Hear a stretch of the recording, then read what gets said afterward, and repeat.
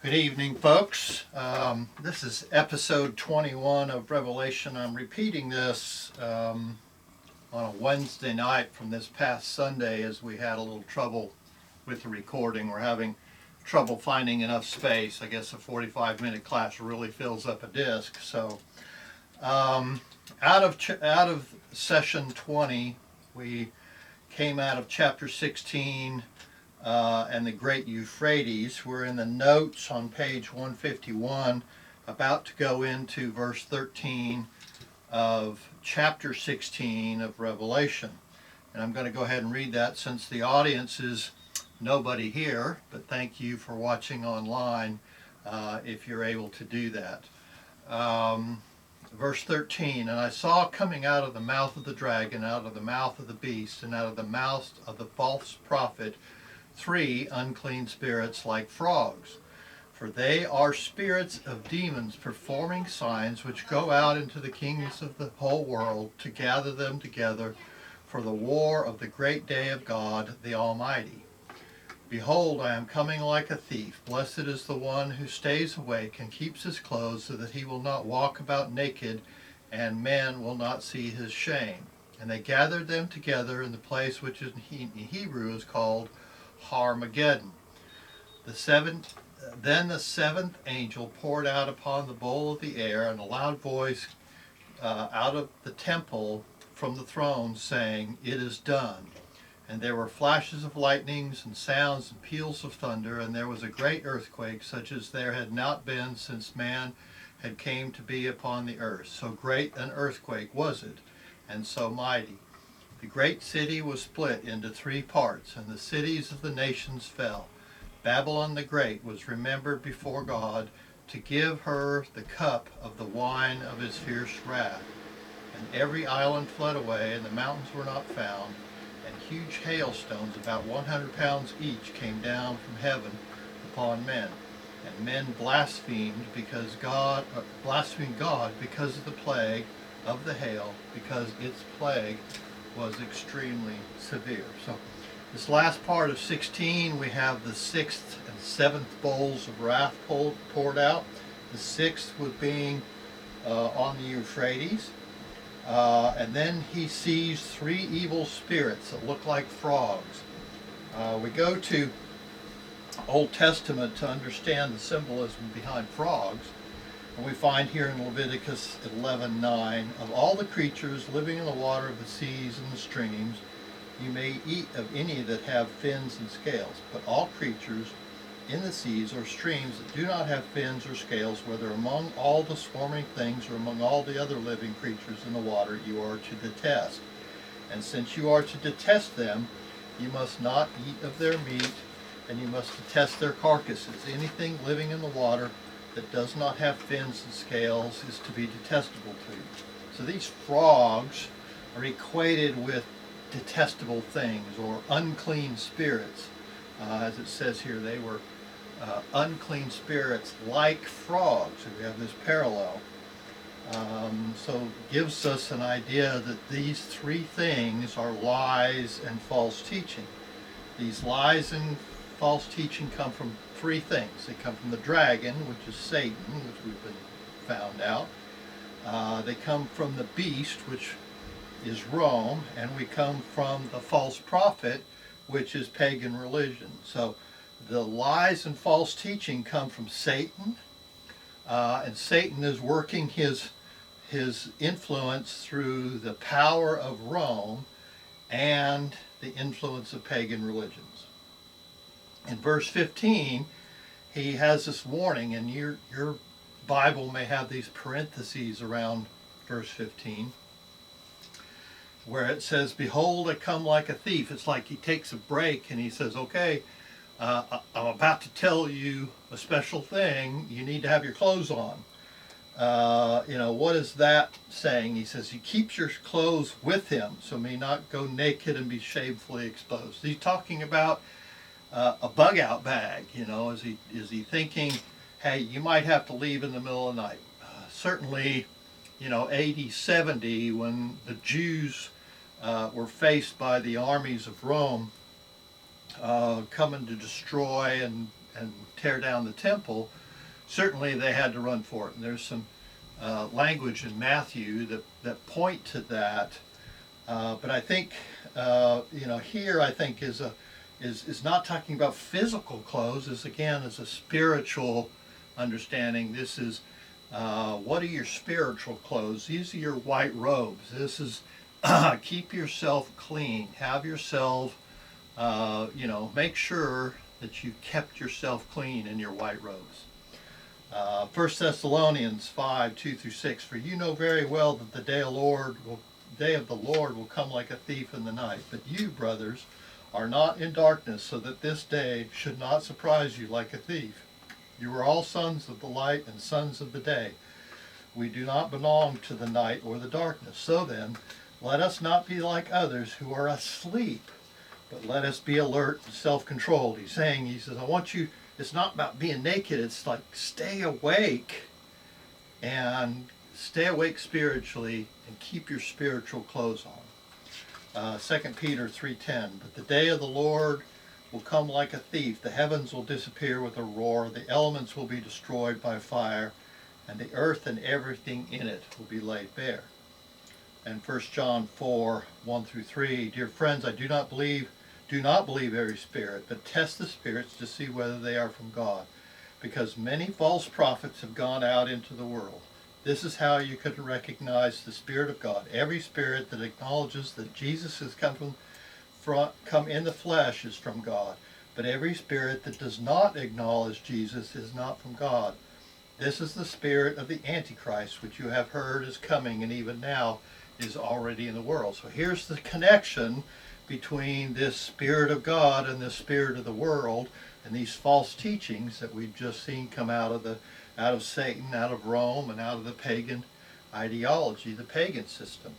So those, he says, keep yourself pure from all that, and that is the Antichrist. It's a concept, not a person.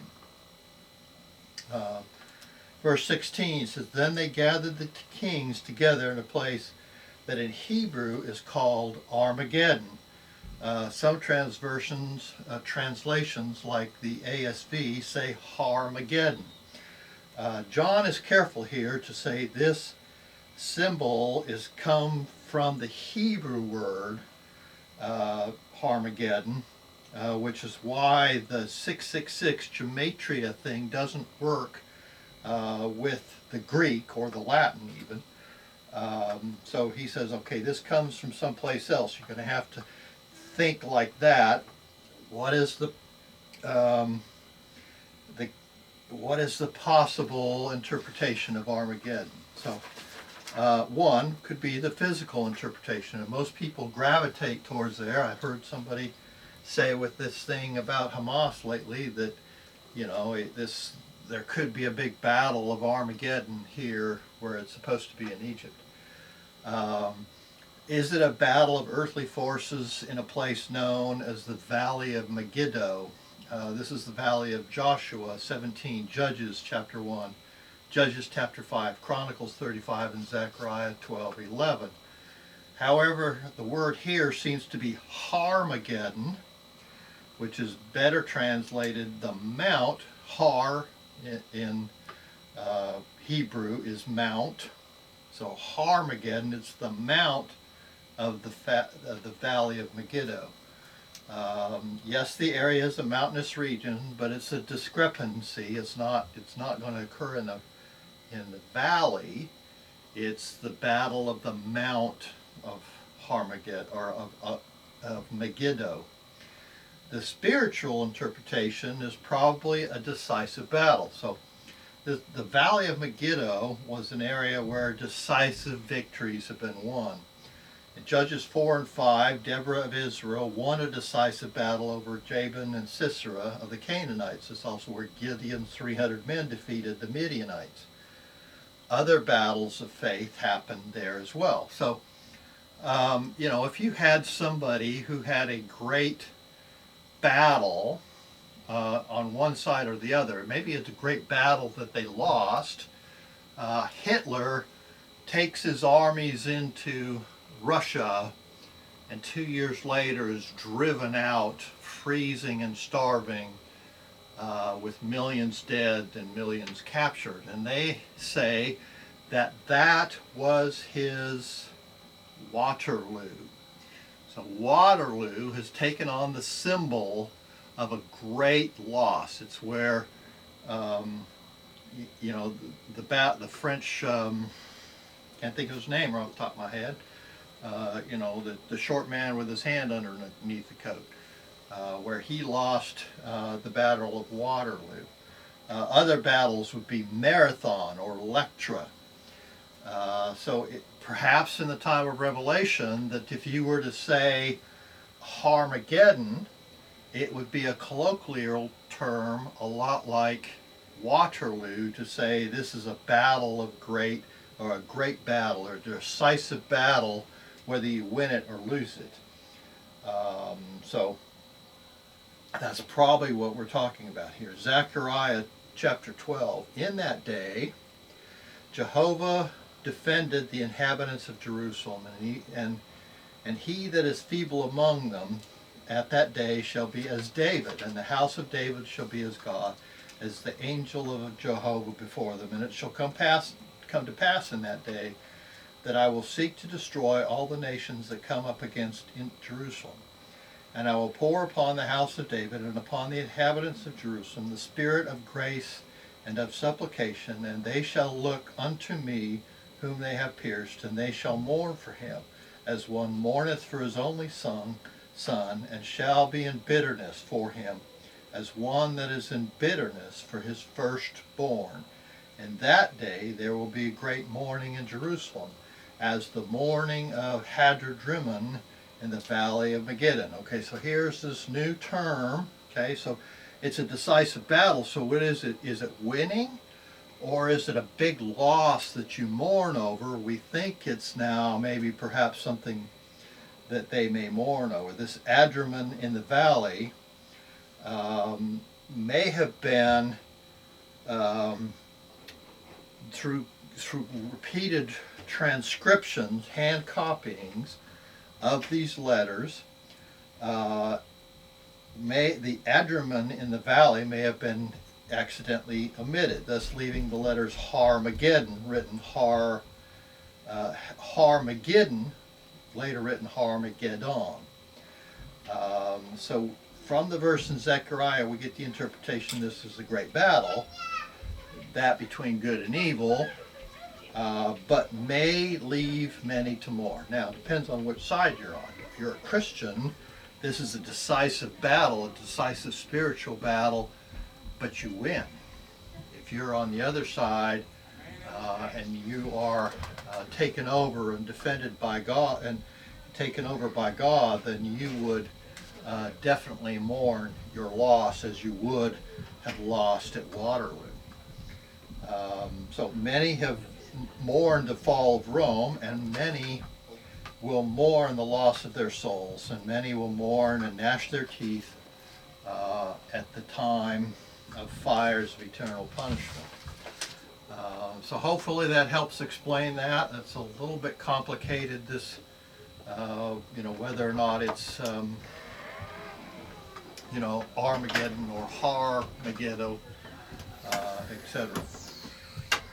Verse 17, and then the seventh angel poured his bowl out unto the air, and a loud voice saying out of the temple from the throne, saying, It is done.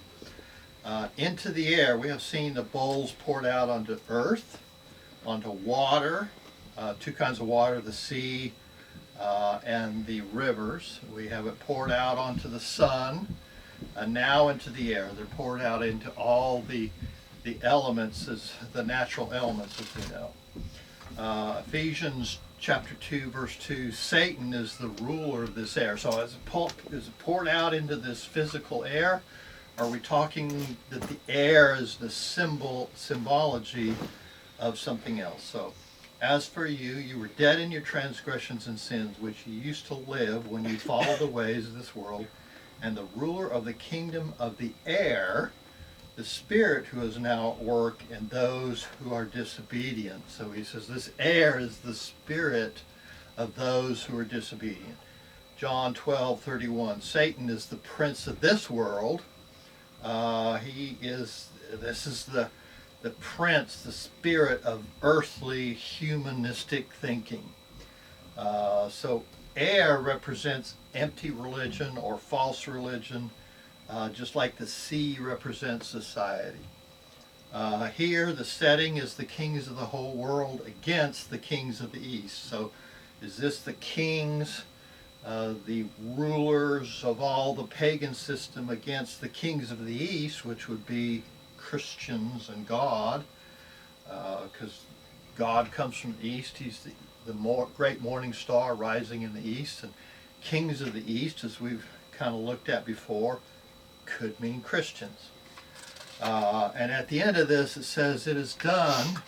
Okay. I'm done pouring out the 7 wraths, but he says, "My wrath is done. I've concluded it." John 17:4, it says, "I have brought you glory on earth by completing the work you gave me to do." So here it's like this announcement, this wrath upon the earth is completed. Now, when God says something in the past, talking about the future, it's like it occurred. It's not going to change. And it parallels to that of Jesus on the cross when he said, "It is finished." With that, he bowed his head and gave up his spirit, from John 19, verse 30. It is accomplished. So his wrath here is accomplished. Then in 18 through 21, we have these great rumblings of lightning and earthquakes. And it says here, "No earthquake like it has ever occurred since man has been on the earth." So tremendous was the quake. Ron brought up in class, he said it's amazing to him. He says, this was a great earthquake, but evidently there were earthquakes before there was man. So evidently God created earthquakes as a part of building the earth, of raising the mountains and separating the continents. However he did that. That's what earthquakes was. My dad was a seismic geologist and studied earthquakes, and they are the shifting of tectonic plates that don't slide easily against each other, rock against rock. So as we've discussed before, lightning, thunder, earthquakes are symbols of great godly announcements and godly judgments. So these actions would have a calamitous affair on the earth. And here's probably one of the last times that this plural paganistic society had any great control over the world. And paganism took a big dive after this in the world. Certainly there is, in India and various places, there's lots of paganism, but they aren't tied to power and control as they were here in the Roman kingdom. And at the end, God remembered Babylon and carried out his promises of reaping the harvest of the earth through the use of his winepress of his wrath, just like we saw back in Revelation 14 through 20. So then this Babylon was divided into 3 parts. So what could this be, this 3 parts? Babylon is the symbol now for Rome. Babylon is the harlot city. Is it a physical division, which might have been fulfilled in having 3 leaders, separation of Rome under, say, Honorius, Attalus, and Constantine in 300 or so AD. Barnes wrote his commentary, thinks that. Could it be Maximum, Licinius, and Constantine? Perhaps. Could it have been the 3 popes of 1242 or 1257 when a synod of bishops gets together in Rome and says the Eastern Pope and the Western Pope are both apostate we're going to bring forth a brand new pope for which the entire Catholic world can unite behind. And all they ended up doing is creating a third pope in the system rather than replacing the two others. Some people, though, point to that as these three parts. Is it a physical division of Jerusalem? Say Jerusalem into Jewish, Samaritan, or Muslim section and the Christian section or parties. Or, as I think it is a spiritual division, most probably a complete division of three. Ezekiel says here in Ezekiel 5:2, when the days of your siege comes to an end, so quote, the end of your days, burn a third of it, of the hair with fire inside the city, take a third and strike it with the sword all around the city, and scatter of a third to the wind. For I will pursue them with a drawn sword. But take a few strands of hair and tuck them away in the folds of your garment. Again, take a few of these and throw them into the fire and burn them up. A fire will spread from there into the whole house of Israel. Is his cutting into thirds somehow a way of showing the finality of cutting up this earthly or even symbolic pagan system? So perhaps, and I understand it's hard when we summarize things that we covered this week and then you have to go back to last week and do that, but I'm trying to get back into a point where we can get summary of the chapter at the end of class, but it's not quite happening. We're not quite up to par on that. But so chapter 16, these are the 6 and 7 bowls of wrath that come out. So this chapter outlines in detail the wrath of the winepress of God. It is perfect in wrath, meaning it has 7 of them. Society is plagued by idolatry, and it's this idolatry that breaks out in boils of societal ills. Societal ills, which are godlessness, lust for power, greed, materialism, then begin to decay society, and society becomes dead. The good of society begins to falter and no longer provide its benefit. In contrast to the false teaching of the world, there is the word that tells us that there are eternal consequences to our beliefs and actions. Rome and the pagan system lie and tell us that there is no eternal reward or consequences, so be watchful and careful. Test what the world says to see if it's true. The two sides face off, evil and faithlessness against God and faithfulness, but a decisive battle is won through faith. Even the great empire of Rome cannot stand against this proclamation. There is no escape from eternal judgment. All right, that's chapter 16. I'm going to take a short drink here, and we'll get into chapter 17. Your header there may say the doom of Babylon. Mine says the infamy and fall of Babylon. So what is revealed here, and let me read a few of the verses. Probably only going to get through verse 13 here, so I'll just read that. Then one of the 7 angels who had the 7 bowls came and spoke with me, saying, come here, and I will show you the judgment of the great harlot who sits on many waters. And again, like I've said before, wrath and judgment seem to be 2 different concepts. Wrath is the anger of God in order to change your ways, and judgment is what you go through because the Word of God says this is how you behave. There's no more anger. You essentially condemn yourselves, and we'll see that here in just a second. So then one of the 7 angels who had the 7 bowls came and spoke with me, saying, come here, and I will show you the judgment of the great harlot who sits on many waters, with whom the kings of the earth committed acts of immorality, and those who dwell on the earth were made drunk with the wine of her immorality. And he carried me away in the spirit into a wilderness, and I saw the woman sitting on the scarlet beast, full of blasphemous names, having 7 heads and 10 horns.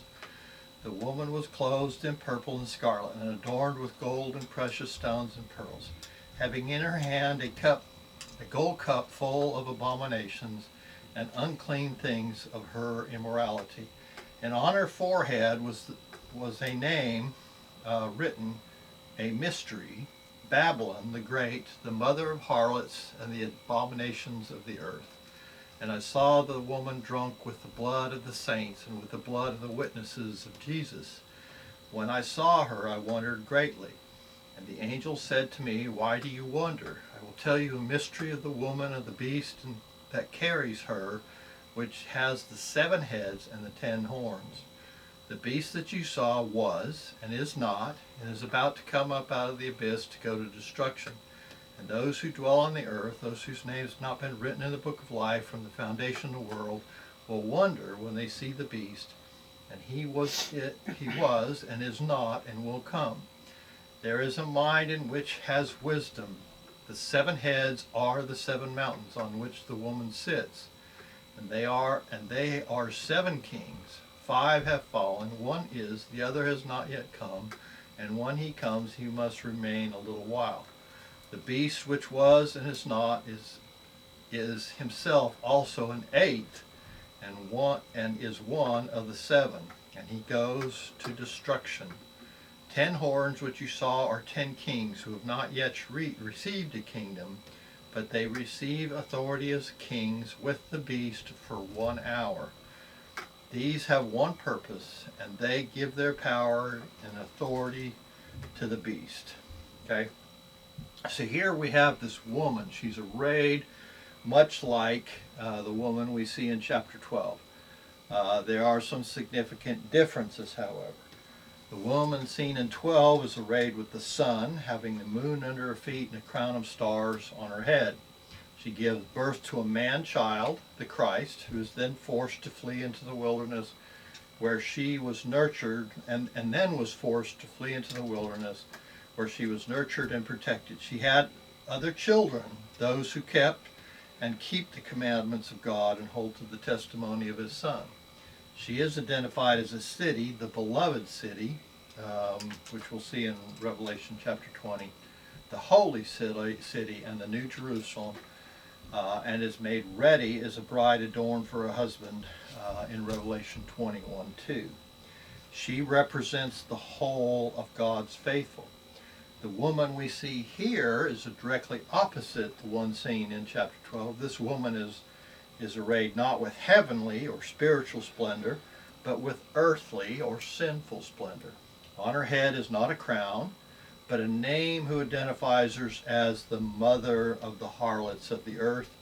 Her identity as a city is as Babylon, and she holds sway over the kings of the earth who make war against the saints. So there are several interpretations as to the identity of this woman, this Babylon.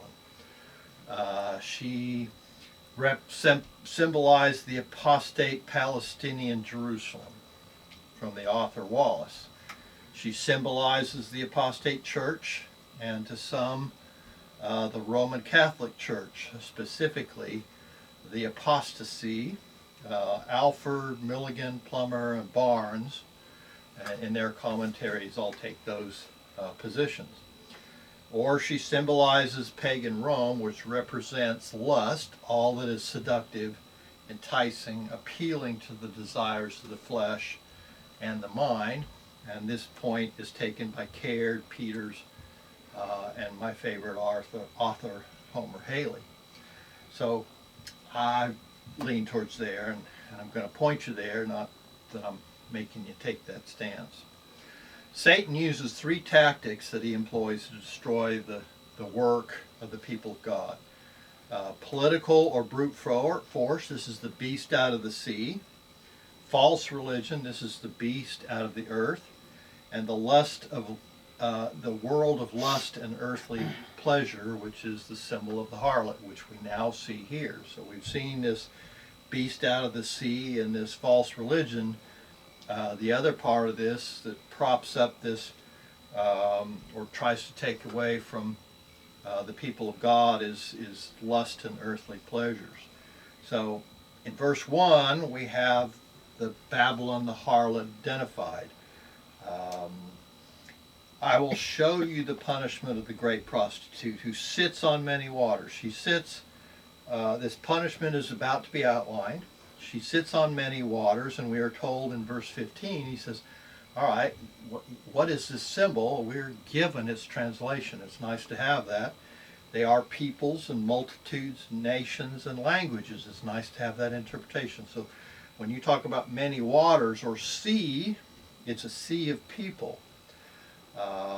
Originally used by Jeremiah to designate physical Babylon, with its many waters, canals and trenches, dikes and marshes, some of which were present to modern day in south of Baghdad. In fact, Saddam Hussein has tried to drain those swamps to drive out the rebellious residents that opposed his political party. Jeremiah 51:13 says, the Lord will carry out his purpose, his decree against the people of Babylon. Of course, certainly back in Jeremiah's time it was about the physical Babylon, but this has its parallel on the spiritual side. You who live by many waters and are rich in treasures, your end has come, the time for you to be cut off. So this essentially, this Jeremiah 51:13 is parallel to this chapter 17 we're about to get into here in Revelation on the spiritual side, however. So evidence that Rome is that this harlot, this Babylon the harlot, can be paralleled in Old Testament symbolism of other cities. Nineveh, from Nahum, woe to the city of blood, full of lies, full of plunder, never without victims, the crack of whips, the clatter of wheels, galloping horses and jolting chariots, charging cavalry, flashing swords and glittering spears, many casualties, piles of dead, bodies without number, the people stumbling over the corpses, all because the wanton lust of a harlot, alluring the mistress of sorceries, who enslaved the nation by her prostitution and peoples by her witchcraft. So Nineveh was under that witchcraft or that harlotry, the sorceries, this mistress. Tyre is spoken in the same way, Isaiah 23:15 through 17. And he says, and at the end of 70 years the Lord will deal with Tyre. She will return to her hire as a prostitute and will ply her trade with all the kingdoms on the face of the earth. Babylon, from Isaiah 47:5 through 15, she is the eternal mistress, this lady forever. It's a long verse here. I won't read all of it. He said, but here in the maybe verse 9, they will come upon you in full measure in spite of your many sorceries and all of your potent spells. He says, you have acted as harlot, and that has enticed people and it's put them under a spell. And you are a harlot because of that. Jerusalem has been called a harlot at times. Isaiah 1:21. See how the faithful city has become a harlot. She once was full of justice, righteousness used to dwell in her, but now murderers. Jeremiah 2:20, Hosea 9:1. Do not rejoice, O Israel. Do not be jubilant like the other nations, for you have been unfaithful to your God. You love the wages of a prostitute at every threshing floor. Hosea, a couple places there in the notes on 159 and 160. So here, I think, Rome is depicted as the spiritual Babylon. Not because it's a physical thing, but it's the combination of Satan and the power and authority of Rome and the pagan system that propped up Rome and drove away all other religions, could be done. So here, Rome is depicted as Babylon and has all the characteristics of Babylon of the Old Testament, or the harlots of the Old Testament. The conquest, rape, and cruelty of Nineveh, the commerce of Tyre, the pleasures of Babylon, and the religious whoredom of Jerusalem. So with her, this verse 2 now comes along, with her kings of the earth committed adultery, and inhabitants of the earth were intoxicated with the wine of her adulteries. These kings, these high people, and those of lowly stature, the inhabitants, are intoxicated by lusts of earthly power and riches. They had some tremendous thing in Rome. They had aqueducts bringing water in. In fact, the people of Rome had a per capita usage of water that exceeds the best city in the United States as of the turn of the 2000s. They had water everywhere. It ran freely in houses and streets, and they spent tons of time and money building these aqueducts to do some amazing things. They built these floating palace boats on these tiny lakes you couldn't even navigate around. You couldn't turn the boat around. Had heated floors. You could throw opulent parties on this boat in the middle of this tiny lake just to show off your riches, I guess. So it was quite the intoxicating thing. Habakkuk 2:5, indeed, wine betrays him. He is arrogant and never at rest, because he is greedy as the grave, and like death is never satisfied. He gathers himself all the nations and takes captives all the people. So in verse 3, then an angel carried me away into the desert, this wilderness, where I saw the woman sitting on a scarlet beast covered with blasphemous names, and had 7 heads and 10 horns. Now, it seems he's taken up and moved to a different place to see this other symbolism. We get to see some of that symbolism, and it's helpful here to have the translation given to us about who this is. Some people think it's the apostate church that rose out of a pure woman of early Christianity, the church that became the corrupt Catholic Church, perhaps.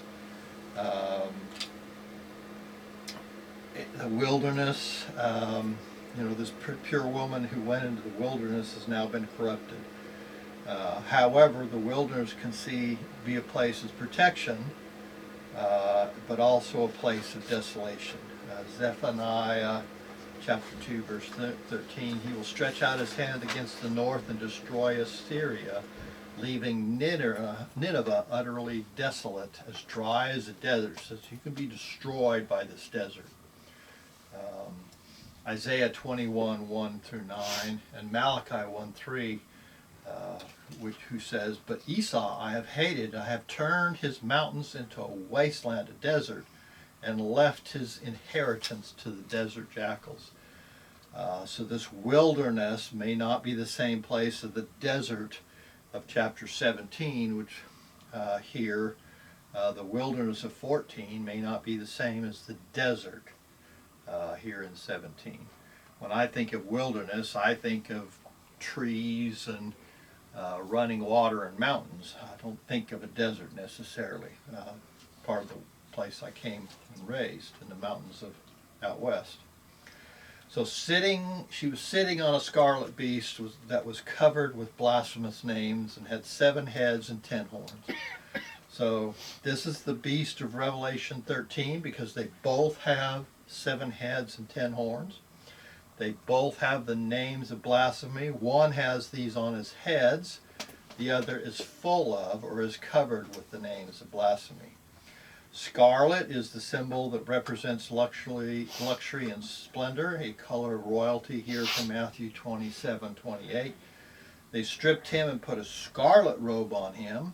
Then they twisted together a crown of thorns and set it on his head. They put a staff in his right hand, and they knelt in front of him and mocked him. Hail, King of the Jews, they said. It is also identified by Isaiah as the color of sin, Isaiah 1:18. Though your sins are like scarlet, they shall be as white as snow. Though they are red as crimson, they will be like wool. So the woman is dressed in purple and scarlet with glittering gold, precious stones and pearls, and she held a golden cup in her hand filled with abominable things and filled with the filth of her adultery. So he says this woman, this Babylon, is full, holds a cup of abominations. And that's good symbolism. Exodus 39:1. There's some other places in Exodus if you want to look them up out of the notes. From the blue, purple, and scarlet yarn, they made woven garments for ministering in the sanctuary. They also made sacred garments for Aaron as the Lord commanded Moses.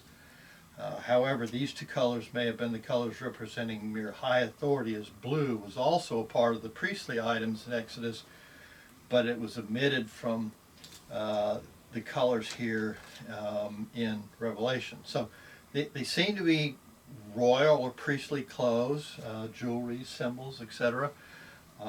And if you come into class, you can get a copy of this little depiction that comes out of one of the commentaries that I used. And this has a depiction, and some people say this is the Pope. This is Leo the 12th.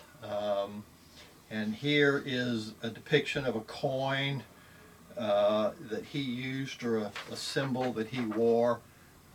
Maybe you can see that. You can also come into class and get some copies of this. He is depicted in red and purple. Here is a woman with a cross and a lamp, and it's full of, written on it, is sedet super Venicerium, which is, he's the head of all the Roman Catholic Church, Pope Leo the 12th, and they equate that with abominations because the Roman Catholics at the time believed he was the representative of Christ on earth and had all authority, even above Christ, in the world. Now, I don't go as far as to say that he was the Roman Catholic Church. Here, in between these asterisks, the red dragon being the color of the robes, the garments, the carriages, flags of the Roman Catholic Pope. Purple and scarlet indicates priesthood from Exodus, there from Exodus 39.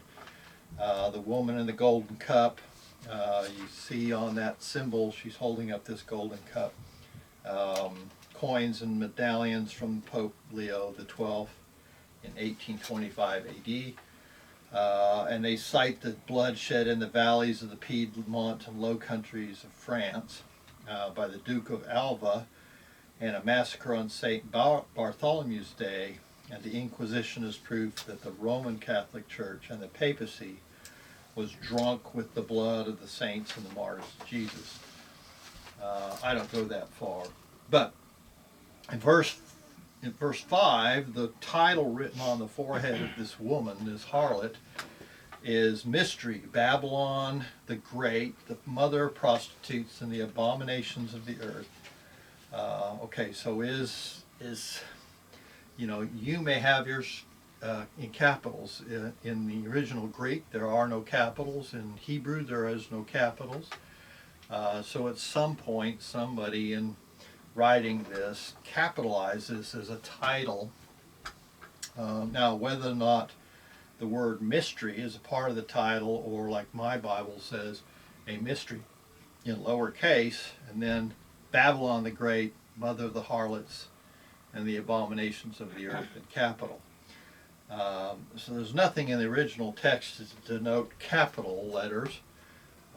So the question is mystery a part of the title, or is it, here's a mystery, this title is a mystery?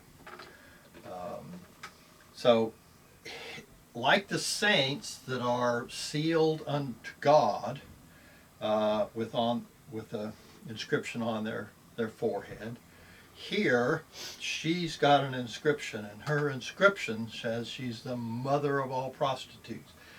This thing, this concept, is the source of all kinds of evil. So 1 Timothy 6:10, for the love of money is the root of all kinds of evil. Some people, eager for money, have wandered from the faith and pierced themselves with many griefs. So is it the love of money, or is it love of money is one symbol or one result of sinful greed and lust? So I think it's the latter. So perhaps it was Rome and her great power and wealth that would be the source of love, of lust and greed in all her citizens and the nations that traded with her.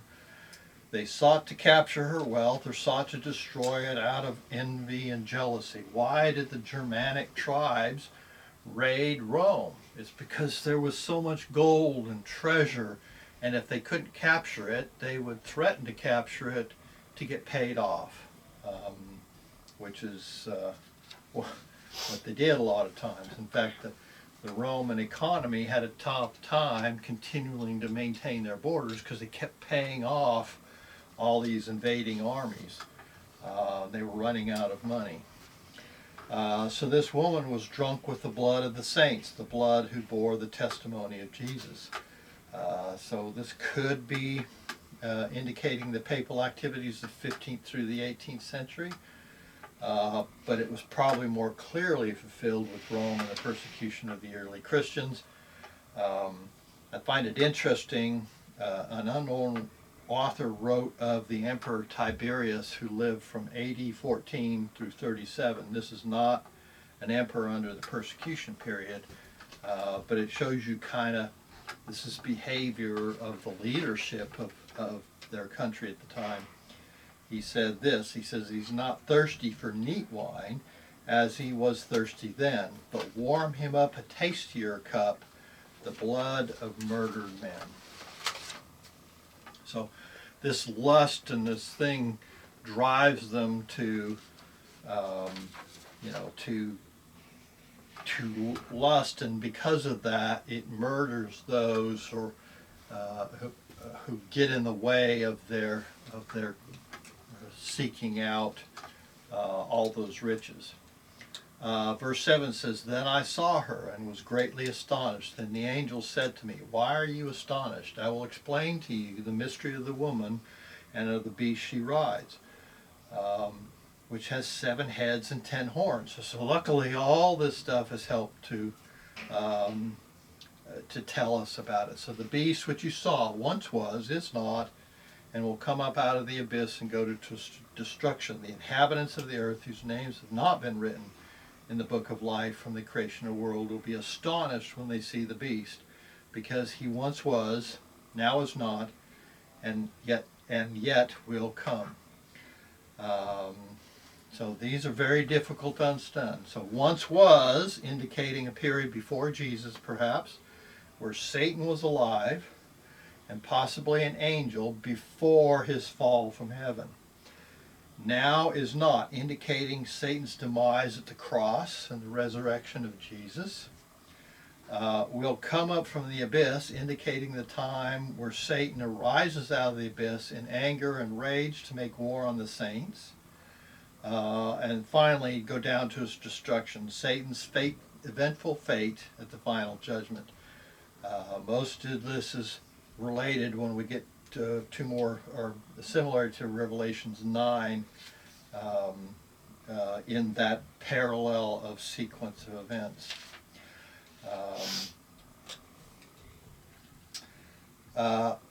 Verse 9 says, this calls for a mind with wisdom. So when God says, I want you to use wisdom, is he saying you got to be smart in calculus to do this, or you got to understand what does he want you to understand? What do you want when he says wisdom? And he says, I want you to think of this as a spiritual thing. You have to understand the spiritual nature of this. This whole book is understanding this from a spiritual concept piece. And you know, even lately I've seen somebody sent me this link to a thing on YouTube. It's about 4 hours long, saying that in 2030 begins the 1,000-year reign of Christ, because there were 2,000 years between Moses and you know, whatever, and be there and Jesus, and now 2,000 years between Jesus. 2030 will be 2,000 years, and then we'll begin the 1,000-year reign on earth, and then the seventh period of time. So the 7 heads are the 7 hills on which the woman sits. Now, some people say, well, that sounds like the 7 hills are the 7 hills that are in Rome. There's 7 little mountains in Rome.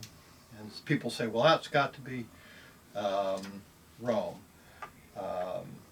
He says, but these 7 hills are also 7 kings. So these hills are akin to mountains, and mountains are kingdoms. And he's saying these are little kingdoms.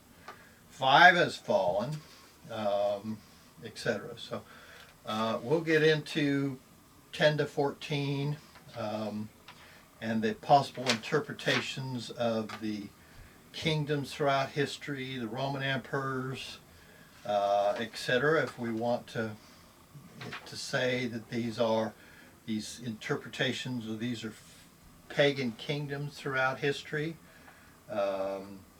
5 have fallen, 1 has not yet come. What are they? Pagan kingdoms? Are they Roman emperors?